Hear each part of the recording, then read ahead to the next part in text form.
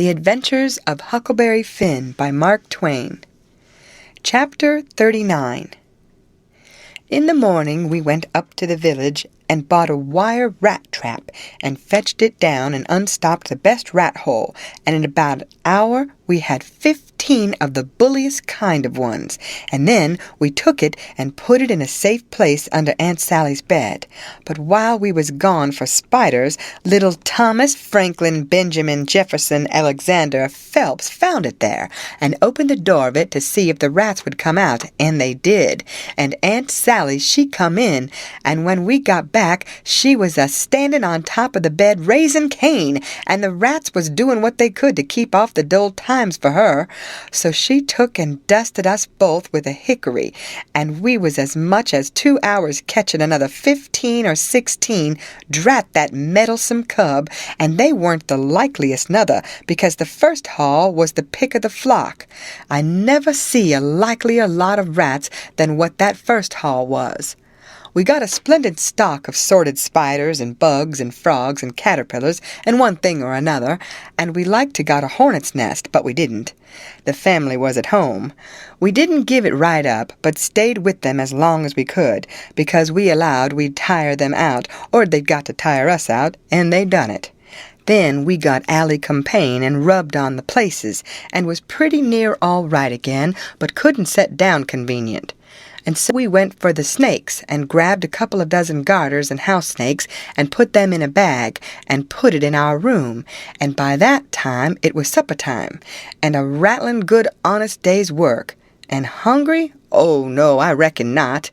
And there weren't a blessed snake up there when we went back.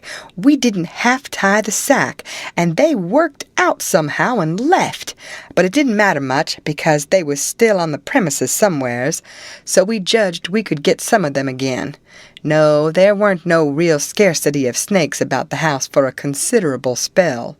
You'd see them dripping from the rafters and places every now and then, and they generally landed in your plate or down the back of your neck, and most of the time where you didn't want them.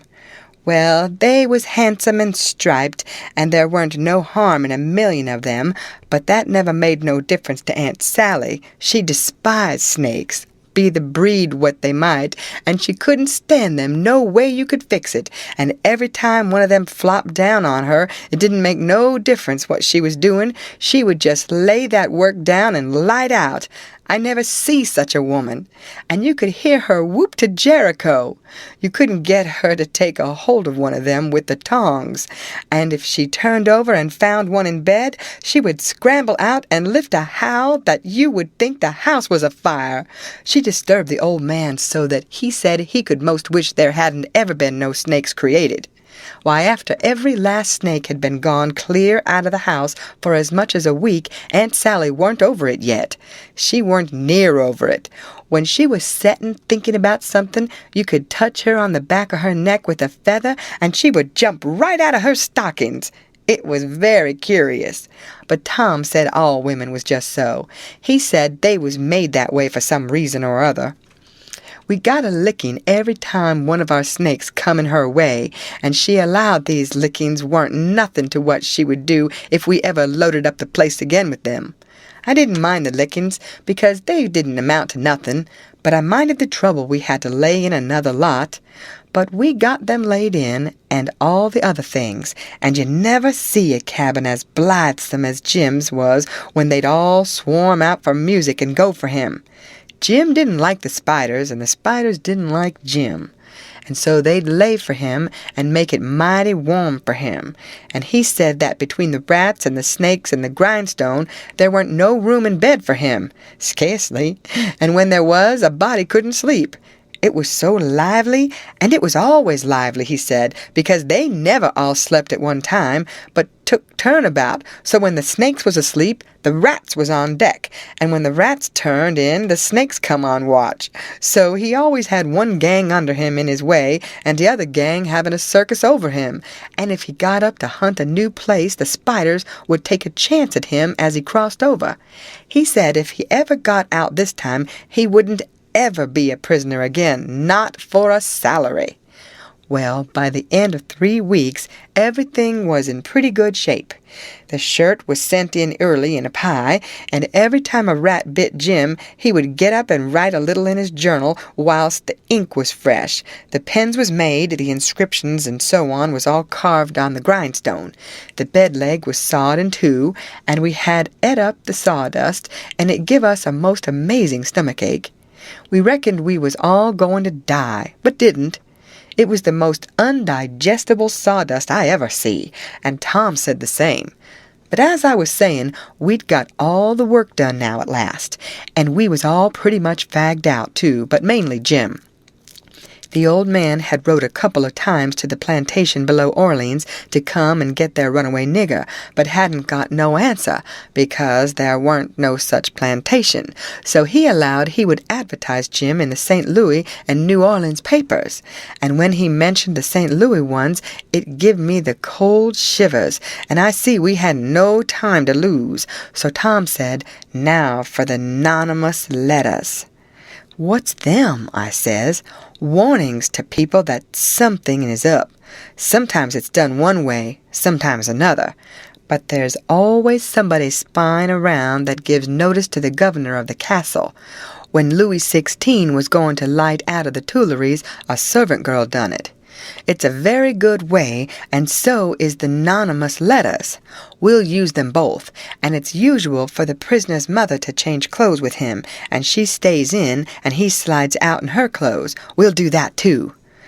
"But looky here, Tom, what do we want to warn anybody for that something's up? Let them find it out for themselves. It's their lookout." "Yes, I know, but you can't depend on them. It's the way they've acted from the very start, left us to do everything. They're so confiding and mullet-headed, they don't take notice of nothing at all. So if we don't give them notice, there won't be nobody nor nothing to interfere with us. And so after all our hard work and trouble, this escape'll go off perfectly flat. Won't amount to nothing, won't be nothing to it." "Well, as for me, Tom, that's the way I'd like." "Shucks," he says, and looked disgusted. So I says, "But I ain't going to make no complaint. Any way that suits you suits me. What you going to do about the servant girl?" "You'll be her. You slide in the middle of the night, and hook that yaller girl's frock." "Why, Tom, that'll make trouble next morning, because of course she probably hain't got any but that one." "I know, but you don't want it but 15 minutes to carry the anonymous letter and shove it under the front door." "All right, then, I'll do it, but I could carry it just as handy in my own togs." "You wouldn't look like a servant girl then, would you?" "No, but there won't be nobody to see what I look like anyway." "That ain't got nothing to do with it.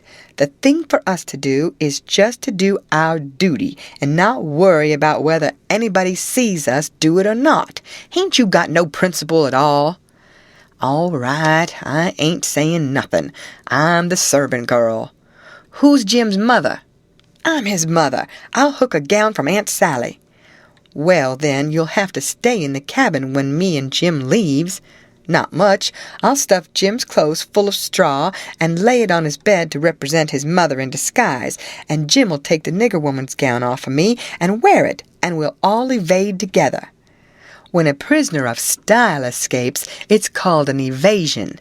It's also called so when a king escapes, for instance. And the same with a king's son. It don't make no difference whether he's a natural one or an unnatural one. So Tom, he wrote the anonymous letter, and I smooched the yaller wench's frock that night and put it on, and shoved it under the front door, the way Tom told me to. It said, "Beware, trouble is brewing. Keep a sharp lookout. Unknown friend."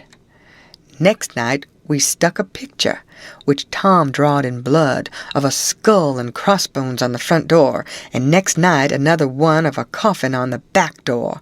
I never see a family in such a sweat. They couldn't have been worse scared if the place had a been full of ghosts laying for them behind everything and under the beds and shivering through the air. If a door banged, Aunt Sally, she jumped and said, "Ouch!" If anything fell, she jumped and said, "Ouch!" If you happened to touch her when she weren't noticin', she done the same. She couldn't face no way and be satisfied because she allowed there was something behind her every time. So she was always a-whirlin' around sudden and sayin' ouch, and before she'd got 2/3 around, she'd whirl back again and say it again. And she was afraid to go to bed, but she doesn't set up. So the thing was working very well, Tom said. He said he never see a thing work more satisfactory. He said it showed it was done right. So he said, now for the grand bulge. So the very next morning at the streak of dawn, we got another letter ready and was wondering what we better do with it because we heard them say at supper they was going to have a nigger on watch at both time he went down the lightning rod to spy around, and the nigger at the back door was asleep, and he stuck it in the back of his neck and come back. This letter said, "Don't betray me. I wish to be your friend. There is a desperate gang of cutthroats from over in the Indian Territory going to steal your runaway nigger tonight, and they have been trying to scare you so as you will stay in the house and not bother them. I am one of the gang, but have got religion and wish to quit it and lead an honest life again, and will betray the hellish design. They will sneak down from northards along the fence at midnight exact, with a false key, and go in the nigger's cabin to get him. I am to be off a piece and blow a tin horn if I see any danger, but 'stead of that I will baa like a sheep soon as they get in and not blow at all. Then whilst they are getting his chains loose, you slip there and lock them in, and can kill them at your leisure. Don't do anything but just the way I am telling you. If you do, they will suspicion something, and raise whoop jamboree hoo. I do not wish any reward but to know I have done the right thing. Unknown friend." End of chapter.